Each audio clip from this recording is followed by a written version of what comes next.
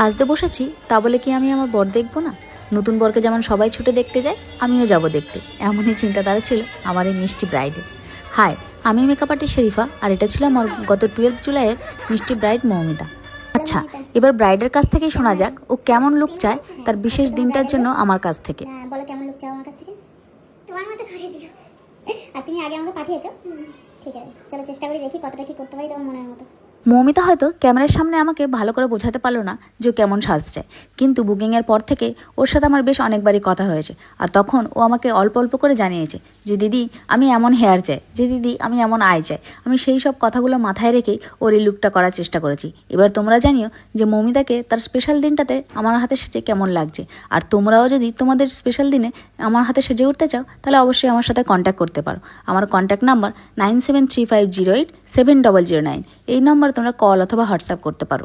আমার কাছে মৌমিতার সবচেয়ে বেশি এই চাহিদাটাই ছিল যে দিদি আমার চোখটা তুমি টানা টানা করে দিও। আর এইবার আসলো আমার সবচেয়ে ফেভারিট পার্ট, সাজানোর মধ্যে মাথায় মুকুট পরানো আর মাথায় ওড়না পরানো। শত ব্যস্ততার মধ্যেও আমি এই ভিডিও ক্লিপটা নেওয়ার চেষ্টা করি, আর ব্রাইডরাও আমার সাথে কোঅপারেট করে, এতে আমি সত্যিই ভীষণ খুশি। আর হ্যাঁ, একটা কথা তো না বললেই নয়, আমার এই ভিডিওগুলো কিন্তু করে দিয়েছিল ব্রাইডেরই ভাই।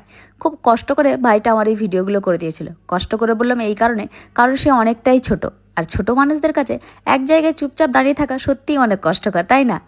এবার তোমাদের পালা। আমার সাজানো এই মিষ্টি ব্রাইডকে কেমন লাগছে তার বিশেষ দিনে, সেটা কিন্তু অবশ্যই কমেন্ট করে জানিও। আর হ্যাঁ, আমার সাজানো তোমাদের কেমন লাগে সেটা কিন্তু জানাতে ভুলো না।